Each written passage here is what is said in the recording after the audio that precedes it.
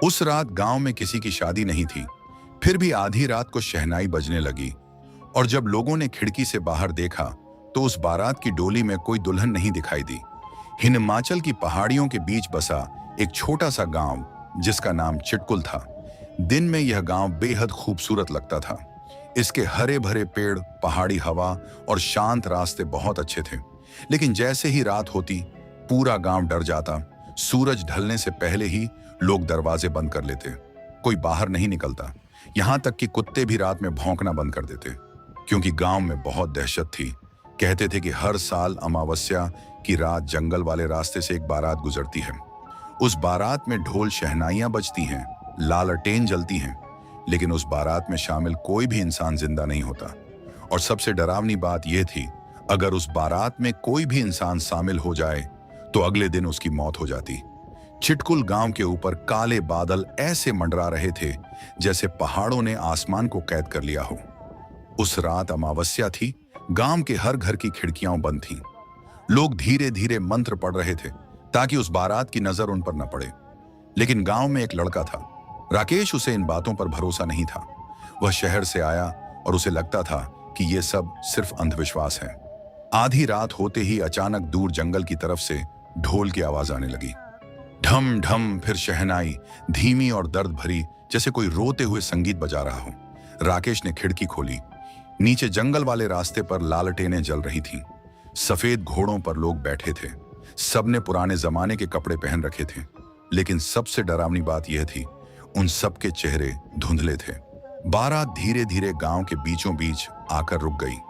तभी राकेश ने देखा, एक पालकी सबसे पीछे चल रही थी। पालकी का पर्दा थोड़ा खुला और अंदर बैठी दुल्हन दिखाई दी। उसका चेहरा बेहद सुंदर था, लेकिन उसकी आंखें पूरी काली थीं और उसके होंठों पर अजीब मुस्कान थी। अचानक वह दुल्हन सीधे राकेश की खिड़की की तरफ देखने लगी। राकेश डर गया। तभी नीचे से एक औरत की आवाज आई, बारात अधूरी है, दूल्हा अभी बाकी है। अगले ही पल पूरी बारात एक साथ राकेश के घर की तरफ मुड़ गई। ढोल अचानक बहुत तेज बजने लगे। राकेश डरकर पीछे हट गया। उसकी दादी कांपती हुई बोली, खिड़की बंद कर, वो चुड़ैल अपने दूल्हे को लेने आई है। लेकिन तब तक देर हो चुकी थी। दरवाजे पर किसी ने 3 बार दस्तक दी। ठक ठक ठक। फिर बाहर से वही औरत की आवाज आई, बाहर आओ, बारात तुम्हारा इंतजार कर रही है। कमरे का तापमान अचानक बर्फ जैसा ठंडा हो गया। दीवारों पर परछाइयां रेंगने लगी।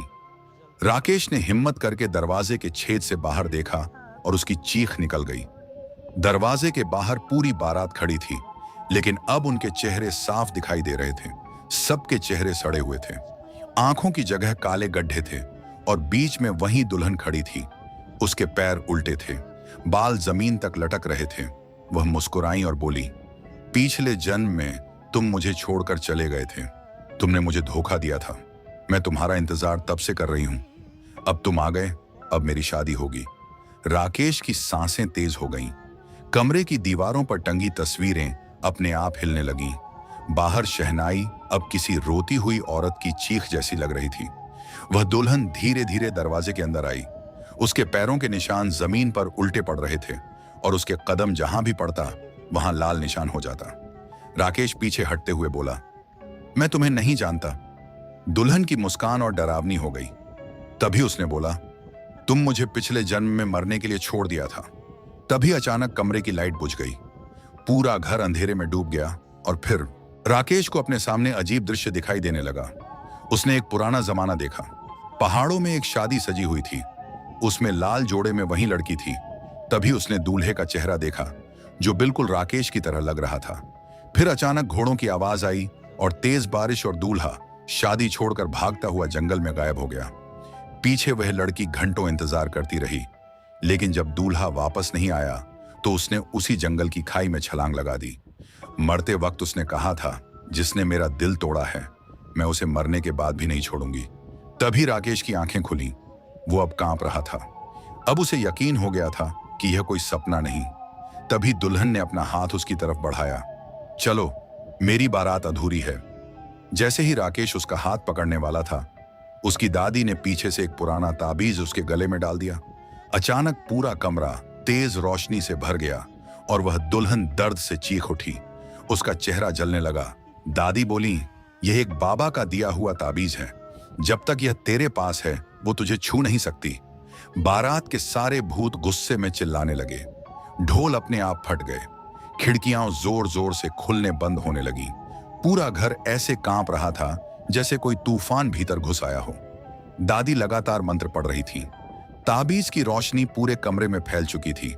वह चुड़ैल पीछे हट रही थी, लेकिन उसकी काली आंखें अब भी राकेश पर जमी थीं। अचानक उसने डरावनी हंसी हंसी। तुम इंसानों को लगता है मौत को रोका जा सकता है। इतना कहते ही बाहर खड़ी पूरी बारात ने एक साथ ढोल बजाने शुरू कर दिए। ढम ढम हर आवाज के साथ घर की दीवारों में दरारें पड़ने लगी। छत से मिट्टी गिरने लगी। कमरे का तापमान इतना ठंडा हो गया कि राकेश की सांसों से धुआं निकलने लगा। दादी चिल्लाईं, राकेश, उसकी आंखों में मत देखना। लेकिन देर हो चुकी थी। राकेश की नजर सीधे उस दुल्हन की काली आंखों से मिल गई और उसी पल उसे लगा जैसे उसका शरीर सुन्न हो गया हो। उसके कानों में अजीब फुसफुसाहट गूंजने लगी। तुम मेरे हो, 7 जन्मों तक अब कोई हमें अलग नहीं करेगा। राकेश अपने कान बंद करके चीखा, लेकिन आवाजें और तेज होती गईं। अचानक कमरे की सारी लाइटें बुझ गईं। पूरा घर अंधेरे में डूब गया। फिर बिजली चमकी और उस एक पल की रोशनी में राकेश ने देखा वह चुड़ैल अब इंसान जैसी नहीं रही थी। उसका चेहरा फट चुका था। मुंह कानों तक खुला हुआ था। काले लंबे दांत बाहर निकले हुए थे। उसके बाल हवा में जिंदा सांपों की तरह हिल रहे थे। दादी डर से कांप उठी। तभी चुड़ैल ने अपना हाथ हवा में उठाया और राकेश के गले में पड़ा ताबीज अपने आप टूट गया और रोशनी तुरंत गायब हो गई। दादी की चीख निकल गई, नहीं! अगले ही पल कमरे की दीवारों से काला धुआं निकलने लगा। वह धुआं धीरे धीरे राकेश के शरीर से लिपट गया। राकेश घुटनों के बल गिर पड़ा। उसे ऐसा लग रहा था जैसे कोई उसकी आत्मा शरीर से खींच रहा हो। तभी चुड़ैल उसके बिल्कुल सामने आकर खड़ी हो गई। उसने धीरे से राकेश के चेहरे को छुआ। उसका हाथ बर्फ से भी ज्यादा ठंडा था। वह मुस्कुराई, अब बारात पूरी होगी। अचानक घर का दरवाजा अपने आप खुल गया। बाहर पूरी भूतिया बारात खड़ी थी। सफेद घोड़ों की आंखें लाल जल रही थीं। बाराती धीरे धीरे सिर हिला रहे थे। शहनाई अब किसी औरत की दर्द भरी चीख जैसी लग रही थी। राकेश जैसे किसी जादू में बन चुका था। उसकी आंखें सफेद हो गई थीं। वह धीरे धीरे घर से बाहर चलने लगा। दादी उसके पैरों से लिपटकर रोने लगी, मत जा बेटा, वो तुझे जिंदा नहीं छोड़ेगी। लेकिन राकेश अब कुछ सुन नहीं रहा था। चुड़ैल उसका हाथ पकड़कर उसे पालकी तक ले गई। जैसे ही राकेश पालकी में बैठा, पूरी बारात ने एक साथ जोर से हंसना शुरू कर दिया। ढोल तेजी से बजने लगे। लालटेनें हवा में अपने आप घूमने लगी। फिर पूरी बारात धीरे धीरे जंगल की तरफ बढ़ गई। गांव वाले डर के मारे खिड़कियों से सब देख रहे थे, लेकिन किसी की हिम्मत नहीं हुई। बाहर आने की जंगल के बीच पहुंचते ही अचानक बहुत तेज आंधी चलने लगी। पेड़ जोर जोर से हिलने लगे। तभी वह चुड़ैल राकेश की तरफ मुड़ी। उसकी काली आंखों से खून जैसे आंसू बह रहे थे। वह बोली, जिस दर्द में मैं मरी थी, अब उसी दर्द में तुम मरोगे। अचानक उसने राकेश का गला पकड़ लिया। राकेश चीखने लगा और उसकी सांस रुकने लगी। आंखें बाहर निकलने लगी। पूरी बारात जोर जोर से हंस रही थी। फिर एक आखिरी चीख के साथ राकेश का शरीर बिल्कुल शांत हो गया। उसकी गर्दन एक तरफ झुक गई। वह मर चुका था, लेकिन तभी कुछ भयानक हुआ। राकेश की बंद आंखें फिर से खुलीं। अब उनकी पुतलियां पूरी काली थीं। धीरे धीरे उसके होंठों पर भी वही डरावनी मुस्कान आ गई। चुड़ैल मुस्कुराई और उसका हाथ पकड़कर उसे बारात के बीच ले गई। अब वह सिर्फ राकेश नहीं था, वह भी उस भूतिया बारात का हिस्सा बन चुका था। अगली सुबह गांव वालों को जंगल में सिर्फ राकेश की लाश मिली, लेकिन गांव वाले कहते हैं हर अमावस्या की रात आज भी चिटकुल के जंगलों में ढोल और शहनाई की आवाज सुनाई देती है। और उस बारात में एक दूल्हा सफेद घोड़े पर बैठा दिखाई देता है, जिसका चेहरा बिल्कुल राकेश जैसा होता है। वीडियो अच्छी लगी हो, वीडियो को लाइक करें, चैनल को सब्सक्राइब करें।